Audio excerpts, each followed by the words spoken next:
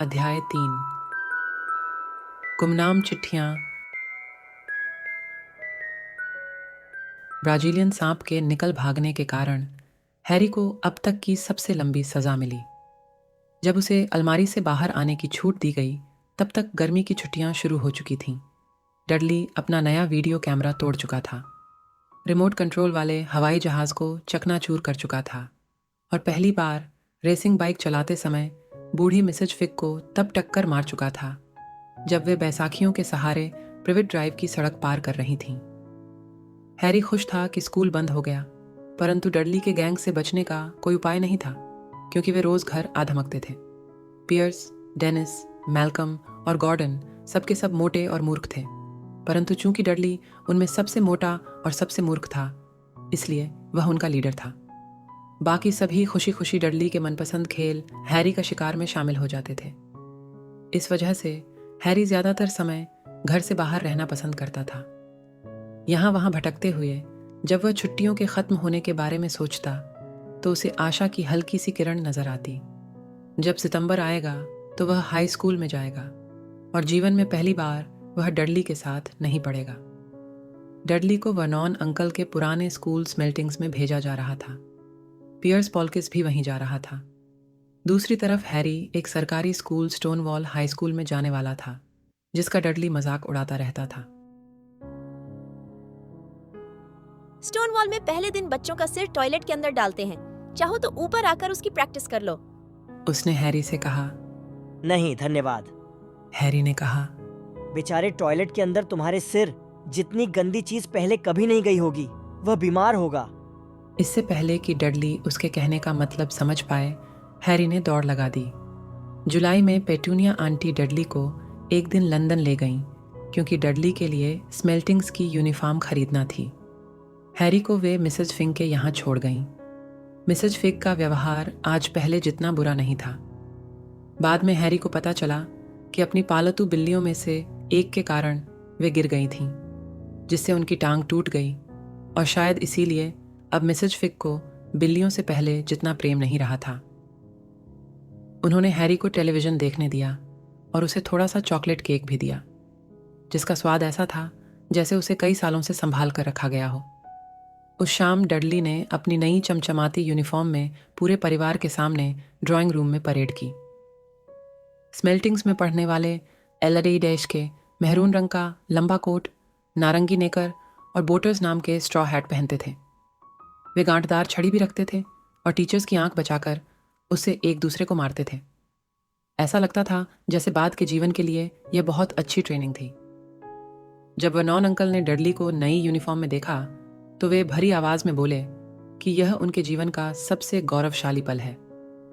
Petunia aunty की आंखों में खुशी के आंसू छलक आए और वे कहने लगीं, उन्हें यकीन ही नहीं हो रहा कि यह उनका छोटा सा डडली बेटू है, जो इतना सुंदर और बड़ा दिख रहा है। हैरी की बोलने की हिम्मत नहीं हो रही थी। उसे लग रहा था जैसे हंसी रोकने की कोशिश में उसकी 2 पसलियां पहले ही टूट चुकी होंगी।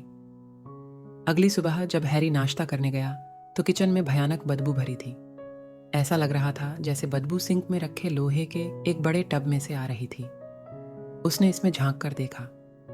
टब में गंदे कपड़े भरे थे, जो भूरे पानी में तैर रहे थे। यह क्या है? उसने पेटूनिया आंटी से पूछा। उसके होंठ जैसे सिले हुए थे, क्योंकि जब भी वह सवाल पूछने की गुस्ताखी करता था, वह अपने होंठ कसकर बंद कर लेता था। तुम्हारी नई स्कूल यूनिफॉर्म, उन्होंने कहा। हैरी ने एक बार फिर टब में देखा। अच्छा, मुझे पता नहीं था कि उसका इतना गीला होना जरूरी है। उसने कहा। बेवकूफ हो क्या? पेटूनिया आंटी ने तमतमाते हुए कहा। मैं तुम्हारे लिए डडली के पुराने कपड़े भूरे रंग में रंग रही हूँ। जब काम पूरा हो जाएगा तो यह यूनिफॉर्म भी बाकी बच्चों जैसी ही दिखेगी। हैरी को इस बारे में संदेह था, परंतु उसने सोचा कि बहस करने से कोई फायदा नहीं होगा। वह टेबल पर बैठ गया और उसने कोशिश की कि वह इस बारे में न सोचे कि स्टोनवॉल हाई स्कूल में पहले दिन उसका हुलिया कैसा दिखेगा। शायद वैसा जैसे उसने किसी बड़े हाथी की खाल ओढ़ रखी हो। डडली और वर्नॉन अंकल अंदर आए और हैरी की नई यूनिफॉर्म की बदबू के कारण दोनों की ही नाक सिकुड़ी हुई थी। वर्नॉन अंकल ने हमेशा की तरह अपना अखबार खोला और डडली अपनी स्मेल्टिंग्स की छड़ी से जिसे वह हर जगह साथ ले जाता था, टेबल पर टक टक करने लगा। तभी उन्हें लेटर बॉक्स खुलने की आवाज़ सुनाई दी और फिर फर्श पर चिट्ठियां गिरने की आवाज़ आई। चिट्ठियां लाओ डडली। वर्नॉन अंकल ने अखबार के पीछे से कहा। हैरी से कहो ना। हैरी, चिट्ठियां लाओ।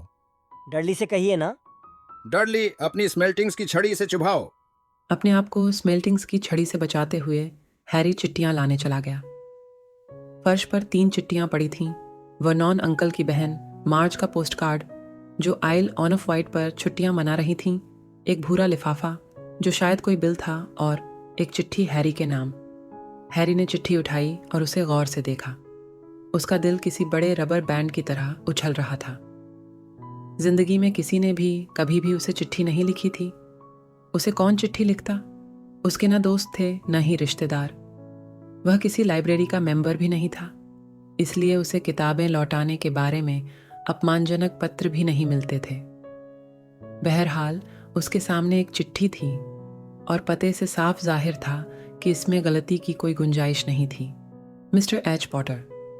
सीढ़ियों के नीचे वाली अलमारी 4 नंबर मकान, प्रिवेट ड्राइव, लिटिल विंगिंग। लिफाफा मोटा और भारी था तथा पीले चमड़े के कागज से बना था और उस पर हरी स्याही से पता लिखा था। लिफाफे पर एक भी टिकट नहीं लगा था। लिफाफे को पलटते समय उसके हाथ कांपने लगे। हैरी ने देखा कि लिफाफे के पीछे जामुनी मोम की मुहर लगी थी और एक मोनो बना था। मोनो में एक शेर, एक चील, एक बिज्जू और एक सांप थे और बीच में बड़ा सा एच लिखा हुआ था। जल्दी करो लड़के। वर्नॉन अंकल किचन से चीखे। तुम क्या कर रहे हो? कहीं चिट्ठी में रखे बम की जांच तो नहीं करने लगे? अपने मजाक पर खुद ही हंस पड़े। हैरी किचन में वापस आया। वह अब भी अपनी चिट्ठी को घूर रहा था। उसने वर्नॉन अंकल को बिल और पोस्ट कार्ड दे दिए, फिर बैठकर धीरे से अपना पीला लिफाफा खोलने लगा। वर्नॉन अंकल ने बिल वाला लिफाफा खोला, उसे नफरत से पढ़ा और फिर पोस्ट कार्ड पर निगाह डाली। मार्ज बीमार है। उन्होंने पेटूनिया आंटी को बताया। उसने बासी मछली खा ली थी। डैड, डडली अचानक चिल्लाया। डैड, हैरी के पास कुछ है। हैरी इस समय अपनी चिट्ठी खोलने ही वाला था, जो लिफाफे की तरह ही चमड़े के भारी कागज पर लिखी थी, परंतु तभी वर्नॉन अंकल ने उसके हाथ से चिट्ठी तेजी से छीन ली।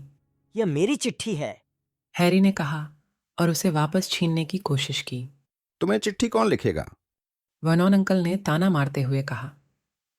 उन्होंने एक हाथ से चिट्ठी खोली और उस पर नजर दौड़ाई।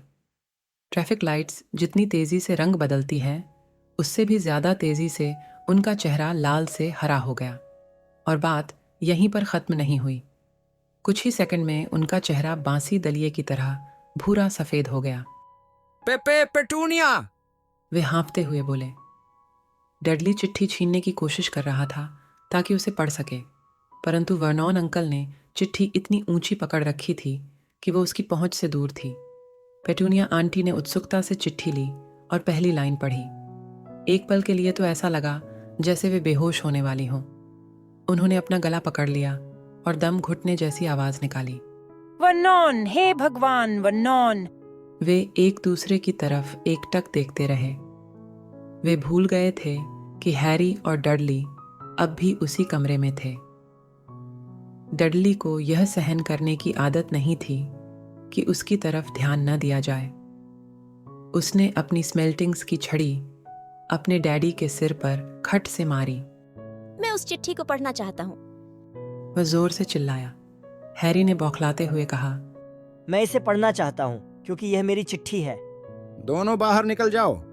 वर्नॉन अंकल ने चिट्ठी को लिफाफे के अंदर ठूंसते हुए कहा। हैरी हिला भी नहीं। मुझे मेरी चिट्ठी चाहिए।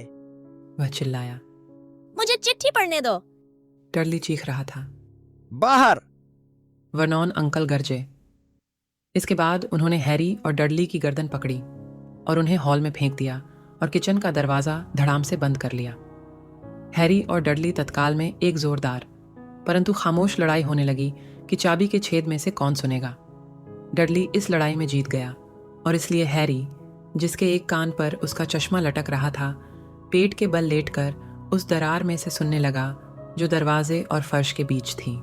वर्नॉन, पता देखो, उन्हें कैसे मालूम वह कहाँ सोता है? कहीं ऐसा तो नहीं कि वे घर पर नजर रख रहे हों? नजर रख रहे हो, जासूसी कर रहे हो, पीछा कर रहे हो, कुछ भी हो सकता है।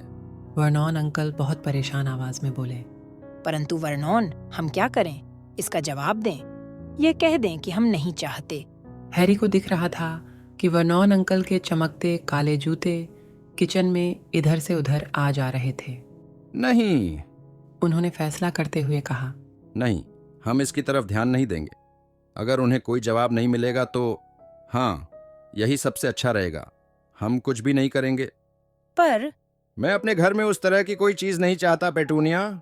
जब हमने उसे घर में रखा था तो क्या हमने उस वक्त ये कसम नहीं खाई थी कि हम इस खतरनाक बेवकूफ़ी को बंद कर देंगे?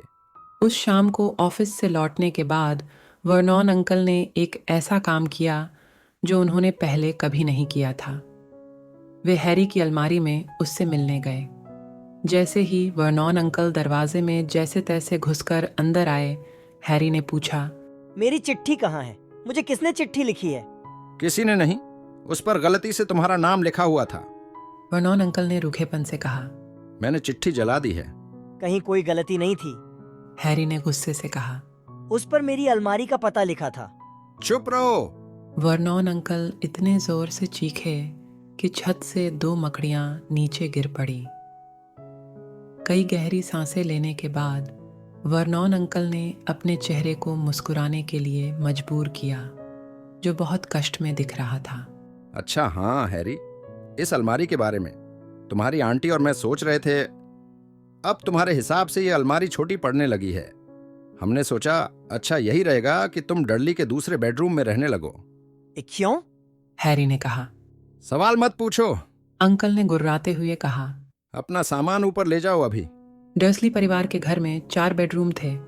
एक वर्नॉन अंकल और पेट्यूनिया आंटी के लिए, दूसरा मेहमानों के लिए, आमतौर पर वर्नॉन अंकल की बहन मार्ज, तीसरा जिसमें डडली सोता था, और चौथा जहां डडली अपने खिलौने और वे सारी चीज़ें रखता था जो उसके पहले बेडरूम में नहीं समा पाती थी। हैरी को अपना पूरा सामान अलमारी से इस कमरे तक ले जाने में सिर्फ एक ही चक्कर लगाना पड़ा। वह बिस्तर पर बैठा और उसने अपने चारों तरफ ध्यान से देखा। यहाँ रखी लगभग हर चीज़ टूटी फूटी थी। 1 महीने पुराना वीडियो कैमरा उस छोटे और सही सलामत टैंक के ऊपर पड़ा था, जिसे एक बार डडली ने पड़ोसी के कुत्ते के ऊपर चढ़ा दिया था। कोने में डडली का पहला टेलीविज़न रखा था, जिसे उसने उस दिन लात मारकर तोड़ दिया था जब उसका मनपसंद सीरियल नहीं आया था। पक्षी रखने का एक बड़ा सा पिंजरा भी था, जिसमें कभी एक तोता रहता था, जिसकी अदला बदली करके डडली ने स्कूल के एक दोस्त से असली एयर राइफल ली थी। वह राइफल शेल्फ के ऊपर रखी थी और उसका कोना बुरी तरह पिचका हुआ था, क्योंकि डडली उस पर बैठ गया था। बाकी की शेल्फों पे किताबें रखी थीं। कमरे में बस किताबें ही ऐसी दिख रही थीं जैसे उन्हें कभी छुआ ही नहीं गया था। नीचे से डडली के अपनी माँ पर चिल्लाने की आवाज़ आ रही थी। मैं नहीं चाहता वह वहाँ रहे। मुझे वह कमरा चाहिए, उसे वहाँ से बाहर निकालो। हैरी ने आह भरी और बिस्तर पर लेट गया। कल तक यहाँ रहने के लिए वह सब कुछ दे सकता था, पर आज वह बिना चिट्ठी के इस कमरे में रहने के बजाय चिट्ठी के साथ उसी अलमारी में वापस जाने के लिए तैयार था। अगली सुबह नाश्ते की टेबल पर सब चुप थे। डडली सदमे में था। वह चीखा था, चिल्लाया था, अपने डैडी को अपनी स्मेल्टिंग्स की छड़ी से मारा था, बीमारी का नाटक किया था, अपनी माँ को लातें मारी थीं, ग्रीन हाउस की छत से अपने कछुए को फेंका था, और इस सब के बाद भी उसे अपना कमरा वापस नहीं मिला। हैरी गुजरे हुए कल के इसी समय और पेटूनिया आंटी एक दूसरे की तरफ रहस्यपूर्ण ढंग से देख रहे थे। वर्नॉन अंकल हैरी से अच्छा व्यवहार करने की कोशिश कर रहे थे, और जब डाक आई तो उन्होंने डडली को डाक लेने भेजा। डडली पूरे हॉल में स्मेल्टिंग्स छड़ी से हर चीज को ठोंकता हुआ गया। फिर वह चिल्लाया, एक और चिट्ठी आ गई। मिस्टर एच पॉटर, सबसे छोटा बेडरूम, 4 नंबर मकान, प्रिवेट ड्राइव। दबी हुई चीख के साथ वर्नॉन अंकल कुर्सी से उछले और उन्होंने हॉल में दौड़ लगा दी।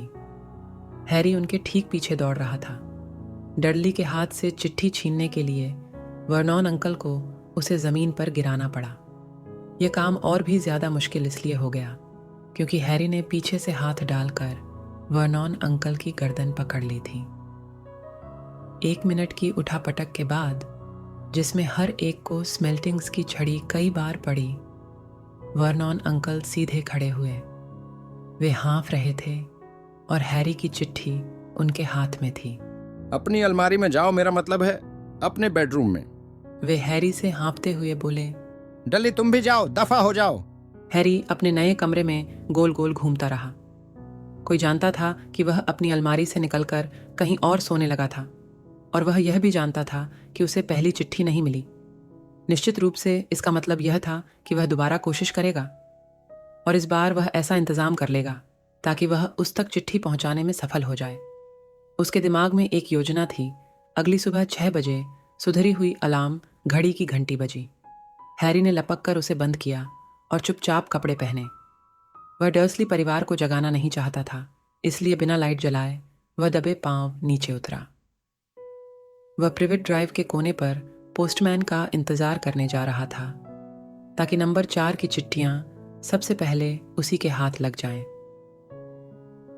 अंधेरे हॉल से बाहर के दरवाजे की तरफ रेंगते समय उसका दिल तेजी से धड़क रहा था। आहा! हैरी हवा में उछल पड़ा। वह फर्श पर पड़ी किसी मोटी और गिलगिली चीज पर चढ़ गया था, किसी जिंदा चीज पर। ऊपर की मंजिल की बत्तियां खट से जलीं और हैरी यह देखकर आतंकित हो गया कि जिस गिलगिली चीज पर वह चढ़ा था वह उसके अंकल का चेहरा था। वर्नॉन अंकल स्लीपिंग बैग में सामने वाले दरवाजे से टिककर सो रहे थे। ये बात तय थी कि वे पक्का इंतजाम कर लेना चाहते थे ताकि हैरी वो काम न कर पाए जिसे करने की वह कोशिश कर रहा था। वे आधे घंटे तक हैरी को डांटते रहे और फिर उन्होंने उसे एक कप चाय बनाकर लाने को कहा। हैरी पैर पटकते हुए दुखी मन से किचन में गया और जब वह लौटकर आया तब तक डाक आ चुकी थी और वर्नॉन अंकल की गोद में पड़ी थी। हैरी को दिख रहा था कि 3 चिट्ठियों पर हरी स्याही से पता लिखा था। मैं चाहता हूँ। उसने कहना शुरू किया, परंतु वर्नॉन अंकल उसकी आंखों के सामने उसकी चिट्ठियां फाड़ रहे थे। वर्नॉन अंकल उस दिन ऑफिस नहीं गए। वे घर पर ही रहे और उन्होंने कील ठोंक कर लेटर बॉक्स को बंद कर दिया। देखो, मुंह में कीलें भरी होने के बावजूद वे पेटूनिया आंटी को समझा रहे थे। जब वे लोग चिट्ठियां नहीं पहुंचा पाएंगे तो हार मान लेंगे। वर्नॉन, मुझे नहीं लगता कि वे इतनी आसानी से हार मान लेंगे। अरे वे लोग तुम्हारी और मेरी तरह थोड़े ही सोचते हैं। उनके सोचने का ढंग बहुत अजीब होता है। वर्नॉन अंकल ने कहा और फिर उन्होंने एक कील को फ्रूट केक के उस टुकड़े से ठोंकने की कोशिश की जो पेटूनिया आंटी उनके खाने के लिए लाई थीं। शुक्रवार को हैरी के नाम की 12 चिट्ठियां आ गईं। जब चिट्ठियां लेटर बॉक्स में से अंदर नहीं घुस पाईं तो उन्हें दरवाजे के नीचे से सरकाकर अंदर डाला गया। कुछ चिट्ठियों को किनारे की दरारों से और कुछ को तो नीचे वाले बाथरूम के रोशनदान से अंदर डाला गया। वर्नॉन अंकल उस दिन भी घर पर ही रहे। सारी चिट्ठियों को जलाने के बाद उन्होंने हथौड़ी और कीलें उठाकर अगले और पिछले दरवाजों की सारी दरारें बंद कर दीं। अब कोई अंदर तो क्या, बाहर भी नहीं जा सकता था।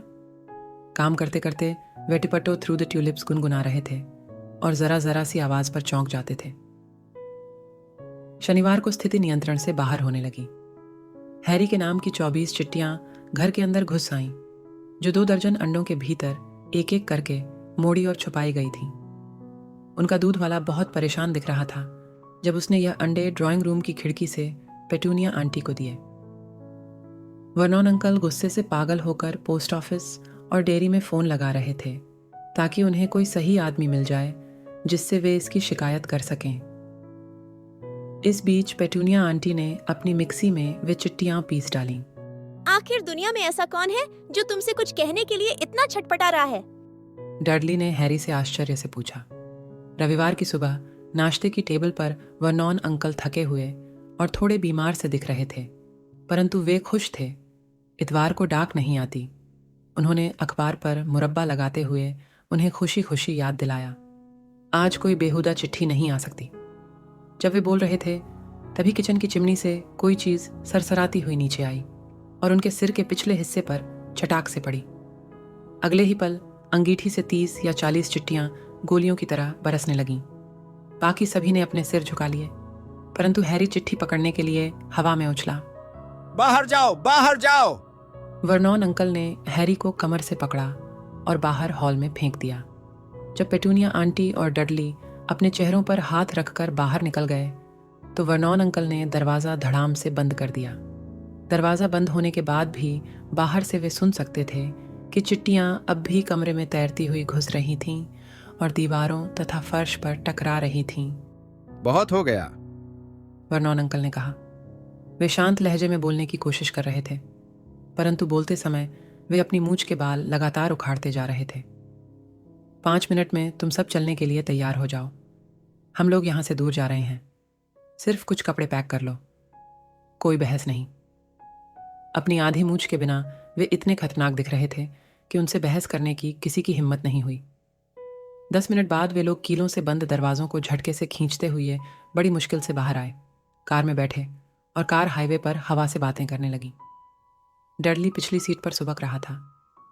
उसके डैडी ने उसे सिर पर मार दिया था क्योंकि अपने टेलीविज़न, वीसीआर और कंप्यूटर को स्पोर्ट्स बैग में पैक करने में उसे कुछ ज़्यादा ही समय लग रहा था।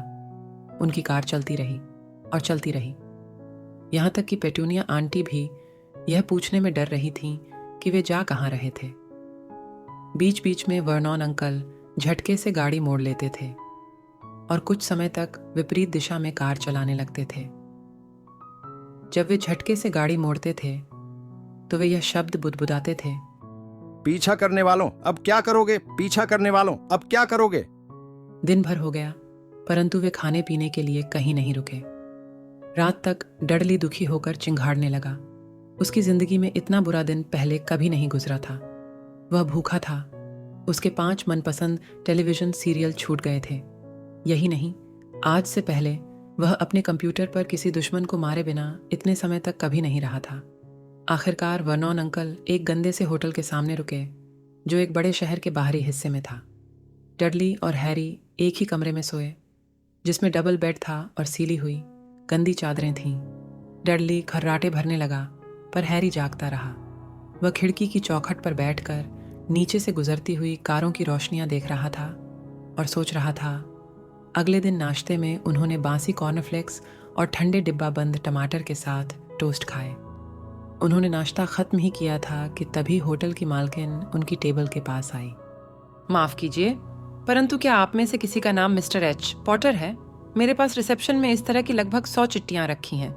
उसने एक चिट्ठी दिखाई ताकि वे हरी स्याही में लिखा पता पढ़ सकें। मिस्टर एच पॉटर, कमरा नंबर 17, रेलव्यू होटल, कोकवर्थ। हैरी ने चिट्ठी को झपटना चाहा, परंतु वर्नॉन अंकल ने उसके बढ़े हुए हाथ को हटाकर एक तरफ कर दिया।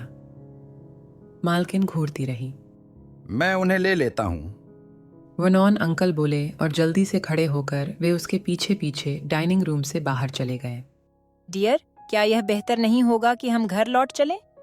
पेटूनिया आंटी ने कई घंटे बाद डरते डरते सुझाव दिया, परंतु ऐसा लगा जैसे वर्नॉन अंकल ने उनकी बात सुनी ही नहीं थी।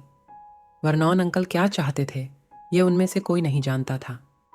वर्नॉन अंकल उन्हें कार से जंगल के बीचों बीच ले गए। वहाँ कार से बाहर निकले, चारों तरफ देखा, अपना सिर हिलाया, दोबारा कार में बैठे और एक बार फिर चल पड़े। यही हाल एक खेत के बीच, एक झूला पुल के बीचों बीच और एक बहुमंजिला कार पार्किंग में हुआ। डैडी पागल हो गए हैं, है ना? डडली ने पेटूनिया आंटी से देर शाम को ढीली आवाज में पूछा। वर्नॉन अंकल को समुद्र के किनारे गाड़ी पार्क करके और उन सभी को उसके अंदर लॉक करके कहीं चले गए थे। बारिश होने लगी। बड़ी बड़ी बूंदें कार की छत पर शोर मचाने लगीं। डडली चीख रहा था। आज सोमवार है। वह अपनी माँ से बोला, द ग्रेट हम्बर्टो आज रात आने वाला है। मैं किसी ऐसी जगह पर ठहरना चाहता हूँ जहाँ टेलीविजन हो। सोमवार। यह सुनकर हैरी को कुछ याद आया। अगर आज सोमवार था और टेलीविजन के कारण डडली से सप्ताह के दिनों के बारे में आमतौर पर कोई गलती नहीं हो सकती थी, कल यानी मंगलवार को हैरी का 11वां जन्मदिन है। जाहिर है उसके बर्थडे खास खुशी के मौके नहीं होते थे। पिछले साल डर्सली परिवार ने उसे कोट टांगने वाला हैंगर दिया था और वर्नॉन अंकल के एक जोड़ी पुराने मोजे भी। फिर भी कोई रोज रोज तो 11 साल का नहीं होता है। वर्नॉन अंकल वापस लौट आए थे और अब वे मुस्कुरा रहे थे। उनके हाथ में एक लंबा पतला पैकेट था और जब पेटूनिया आंटी ने उनसे पूछा कि वे क्या खरीद कर लाए हैं तो उन्होंने कोई जवाब नहीं दिया। बिल्कुल सही जगह मिल गई है। उन्होंने कहा। आ जाओ, सब बाहर निकल आओ। कार के बाहर बहुत ठंडक थी। वर्नॉन अंकल समुद्र के एक बड़ी चट्टान की तरफ इशारा कर रहे थे। चट्टान के ऊपर एक छोटी सी झोंपड़ी बनी थी, जिससे बुरी झोंपड़ी की आप कल्पना भी नहीं कर सकते। एक बात तो तय थी, वहां कोई टेलीविजन नहीं था। आज रात के लिए तूफान की भविष्यवाणी की गई है। वर्नॉन अंकल ने खुशी से दमकते हुए और ताली बजाते हुए कहा। और इस भले आदमी ने मेहरबानी करके हमें अपनी नाव उधार दे दी है। बिना दांतों वाला एक बूढ़ा आदमी धीमी गति से चलते हुए उनके पास आया। थोड़ी कुटिल मुस्कान के साथ उसने एक पुरानी नाव की तरफ इशारा किया, जो नीचे स्लेटी भूरे पानी में हिचकोले खा रही थी। खाने पीने का थोड़ा सामान मैंने ले लिया है। वर्नॉन अंकल बोले। सब लोग नाव पर चढ़ जाओ। नाव में उनकी कुल्फी जमने लगी। समुद्र की बर्फीली बौछार और बारिश उनके गले से नीचे उतर रही थी और ठंडी हवा चेहरे पर कोड़े बरसा रही थी। ऐसा लग रहा था जैसे घंटों बाद वे उस चट्टान तक पहुंचे, जहां से वर्नॉन अंकल फिसलते और लड़खड़ाते हुए उन्हें टूटी फूटी झोंपड़ी तक ले गए। अंदर की हालत बहुत भयानक थी। समुद्री शैवाल की बुरी बदबू आ रही थी। लकड़ी की दीवारों के बीच मोटी मोटी दरारों से हवा सीटी बजाती हुई आ रही थी और अंगीठी खाली थी। झोंपड़ी में सिर्फ 2 ही कमरे थे।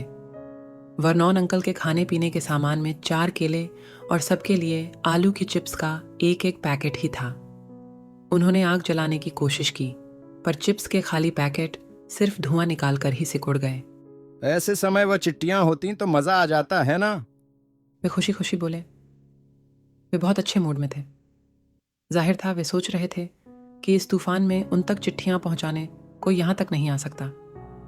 हैरी मन ही मन इस बात से सहमत था, हालांकि इस विचार से उसे जरा भी खुशी नहीं हो रही थी। जब रात हुई तो भविष्यवाणी के अनुसार तूफान उनके चारों तरफ गरजने लगा। ऊंची लहरों की बौछारें झोंपड़ी की दीवारों पर टकराने लगी और तूफानी हवा गंदी खिड़कियों को हिलाने लगी। पेटूनिया आंटी को दूसरे कमरे में कुछ सीले हुए कंबल मिल गए और उन्होंने दीमक लगे सोफे पर डडली के लिए बिस्तर लगा दिया। वे और वर्नॉन अंकल अंदर वाले मोटे पलंग पर सोने चले गए और हैरी को उसके हाल पर छोड़ दिया गया कि वह फर्श पर सबसे नर्म जगह ढूंढ ले और सबसे पतले तथा फटे कंबल के नीचे दुबक कर सो जाए। जब रात गहराने लगी तो तूफान और भी भयानक होता चला गया। हैरी सो नहीं सका। वह कांपता रहा, करवटें बदलता रहा और कोशिश करता रहा कि उसे थोड़ा आराम मिल जाए, परंतु उसका पेट भूख के मारे गुड़गुड़ कर रहा था।